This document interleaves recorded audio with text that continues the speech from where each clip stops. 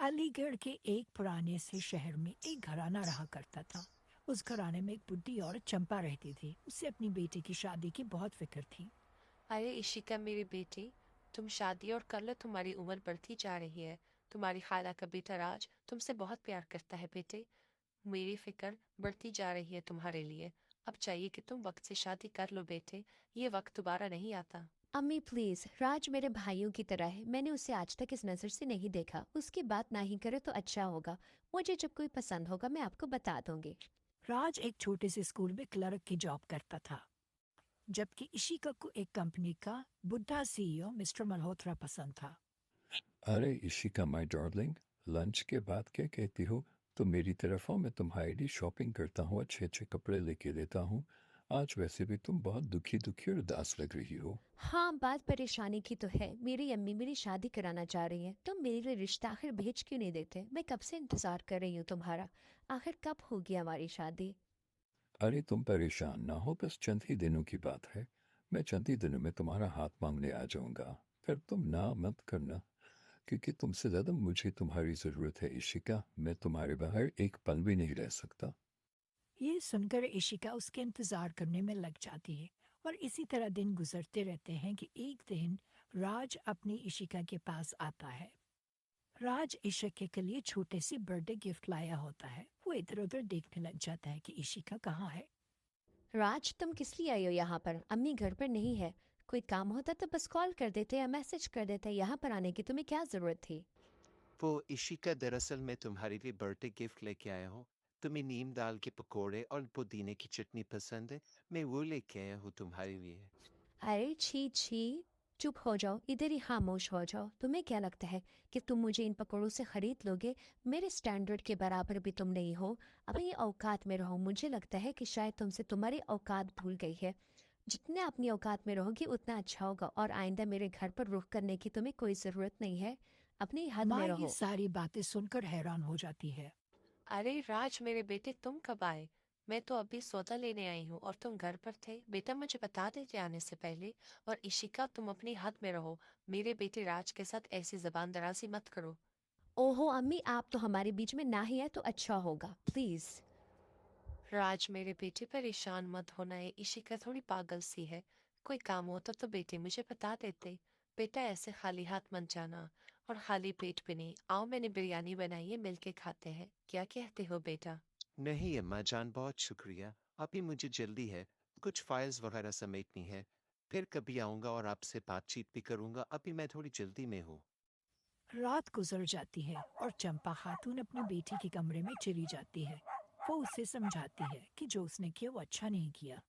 इशिका मेरी बेटी, जो तुमने किया अच्छा नहीं किया, मगर तुझे अगर राज नहीं पसंद तो कोई और तो पसंद होगा। दरअसल अम्मी, मुझे एक आदमी पसंद है और हम 2 सालों से एक दूसरे को डेट कर रहे हैं।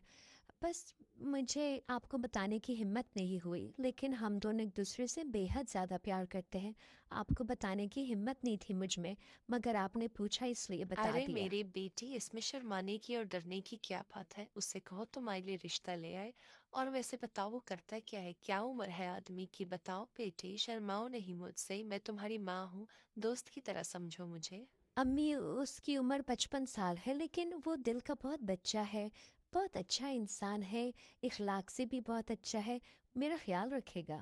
माँ अपनी बेटी के हाथों मजबूर होकर उसकी शादी करा ही लेती है उस बुढ़े सीईओ से। ओ मल्होत्रा मेरी जान, शुक्र है हमारी शादी हो गई। मैं कितनी खुश नसीब हूँ कि जिससे मैंने प्यार किया वही इंसान मेरा हमसफर बना। क्या तुम भी यही जज्बात रखते हो मेरे लिए? हाँ मेरी जान, मैं तुमसे बेहद ज़्यादा प्यार करता हूँ, तुम्हारी सोच से भी ज़्यादा। एक दिन इशिका अपने लाउंज में बैठी होती है कि अचानक एक घंटी की आवाज आती है। और उसके एक लाउंज में एक औरत आई होती है। वो बहुत गुस्से में होती है। अरे ओ, मल्होत्रा कहाँ है? वो मेरी कॉल क्यों नहीं उठा रहा? और तुम कौन हो और इस घर में क्या कर रही हो? मल्होत्रा तो यहाँ अकेला रहता है अपने अपार्टमेंट में। हाँ, मुझे बताओ, तुम कौन हो? और आखिर तुम उसके कमरे में क्या कर रही हो? ये घर तो मेरा और उसके नाम पर है। तुम कौन हो लड़की? और जाओ यहाँ से। एक्सक्यूज मी मिस, मैं उसकी फर्स्ट एंड लीगल वाइफ हूँ। आप कौन है और आप मेरे घर में बगैर इजाज़त के क्यों आई है?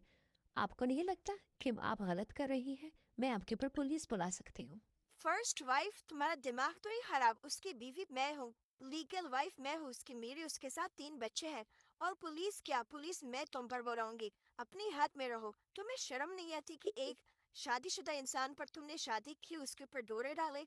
मुझे तुम जैसी औरतों से नफरत है और तुम्हें तुम्हारी औकात पर लेके आके ही रहूंगी। तुम हद होती है। मेरी मानती हो तो यहाँ से चली जाओ अभी के अभी, ये अपार्टमेंट मेरे नाम पर है। मेरा शौहर गर्लफ्रेंड्स रखता है, लोगों से बातचीत करता है, दिल बहलाने के फिर वहां से चला जाता है, इस्तेमाल करके चला जाता है। अगर तुम मेरी मानती हो तो यहाँ से चली जाओ और उससे तलाक ले लो, ये तुम्हारे हक में सबसे बेहतर होगा। इशिका ये सुनकर बहुत हैरान और परेशान हो जाती है और रोने लग जाती है कि ये क्या हो गया मेरे साथ तो बहुत बड़ा फ्रॉड हो गया। मल्होत्रा साहब ने मुझे इतना बड़ा धोखा दे दिया, मगर खैर अब तो वक्त गुजर गया और गलती वापस नहीं हो सकती। यहाँ राज अपनी नई पत्नी के साथ खुश होता है। उससे अपनी उसकी पत्नी बहुत प्यार करती है और उसका बेहद ख्याल रखती है। कमेंट कीजिएगा, लाइक और सब्सक्राइब करना ना भूलिएगा। Thank you. गर्मियों की छुट्टियां अभी ख़त्म ही हो गई थी कि स्कूल फिर से शुरू हो गए। ये स्कूल बज़ाहिर तो अलीगढ़ का सबसे खूबसूरत और बहुत बड़ा स्कूल कहलाया जाता था, मगर इसी स्कूल में एक ऐसी टीचर भी थी जो मोटे होने के साथ साथ सबका लंच भी खाती थी, मगर पढ़ाती बहुत अच्छा थी। अरे आयशा, इतना गौर से क्या देख रही हो? अपनी पढ़ाई पर तवज्जो दो। अगर आज तुम्हारे टेस्ट में मार्क्स कम आए तो मैं तुम्हारा लंच खा जाऊंगी। हाँ। मैम, मेरी 2 छोटी छोटी आंखें आपको इतना बड़ा कैसे देख सकती हैं? आपके लिए तो बहुत बड़ा कैमरा चाहिए देखने के लिए। ये सुनकर प्रीति मैम उदास हो जाती है। अभी एक ब्रेक हो जाती कि कैफेटेरिया में सब अपने लंच ले आते थे। प्रीति मैम इधर उधर देखती है कि कोई देख तो नहीं रहा। ज़ैनब, कैसी हो तुम? मैं कह रही थी कि आज तुम लंच में क्या लाई हो बेटा? ज़ैनब परेशान हो जाती है कि अब तो मेरा लंच फिर से गया। वो डर के मारे कहती है, मैम कोई खास मज़े की चीज़ नहीं, बस टींडे और छोले लेके आई हूँ। आपको नहीं पसंद होगा, मुझे नहीं लगता। अरे लाओ लाओ, इधर लाओ। मुझे क्यों नहीं पसंद? सब कुछ मुझे पसंद है बेटे, इधर लाओ। प्रीति मैम सेकंड में ही सारा खाना उसका खा जाती है और एक बड़ा सा डकार मारती है। "अ?" ज़ैनब उदास परेशान कि अब मैं क्या खाऊंगी। मैम आपने तो मेरा सारा लंच खा लिया है, अब पूरा दिन पड़ा है। मुझे बहुत भूख लगी है, मैं क्या खाऊं? वो देख रही हो सामने तुम्हारी बेस्ट फ्रेंड, मजे की खुशबू आ रही है। वैसे तो बहुत ज्यादा तुम लोग बेस्ट फ्रेंड हो। जाओ जाके उससे लंच खा लो। आखिर दोस्त कब किसी के काम आता है? जरूरत के टाइम ही तो आता है। प्रीति मैम नाश्ते में सिर्फ 8-10 अंडे पराठे और लंच में 8-10 बर्गर्स, फ्राइज, चिप्स और रात के खाने में स्टेक और फ्रूट, वेजिटेबल्स, दूध, मलाई, मक्खन ये सब कुछ खाती थी।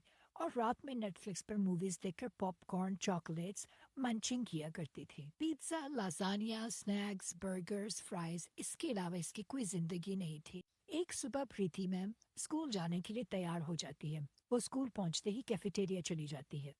अरे मिस आयशा, ये सोफे तो बहुत मजबूत लग रहे हैं। लगता है भी नए नए आए हैं कैफेटेरिया में। कल मैं कुर्सी पर बैठी थी, मुझे वो कंफर्टेबल नहीं लग रहा था। ऐसे लग रहा था कि बस अभी गिर जाऊंगी मैं।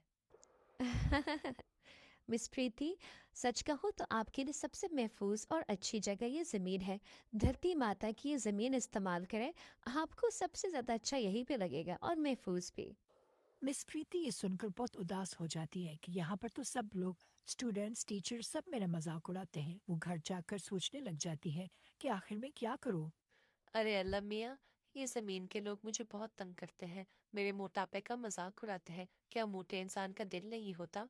अब तो मैं ऐसी वर्कआउट करूंगी, ऐसी एक्सरसाइज करूंगी कि कोई मुझे पहचान भी नहीं पाएगा।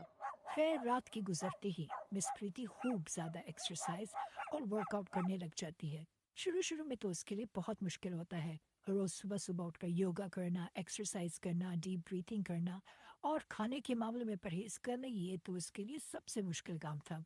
मगर मिस प्रीति ने हार नहीं मानी और रात के होते ही वो खूब थक जाती थी, मगर वो हौसला नहीं हारती थी और मेहनत से काम करती थी। खैर वक्त इसी तरह गुजरता गया। काफी दिन और महीने गुजर गए कि मिस प्रीति ऐसे खूबसूरत बदल गई सर से पांव तक कि कोई इसे पहचान नहीं पाता। उसने बाल डाई किए और उसने ऐसे कपड़े चेंज किए।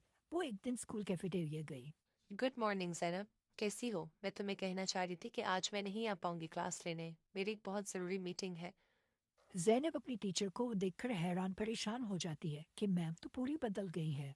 अरे मैम, आप प्लास्टिक सर्जरी करा के आई हैं? आप तो बिल्कुल बदल गई हैं, मतलब बहुत प्यारी हो गई हैं, बहुत सुंदर लग रही हैं।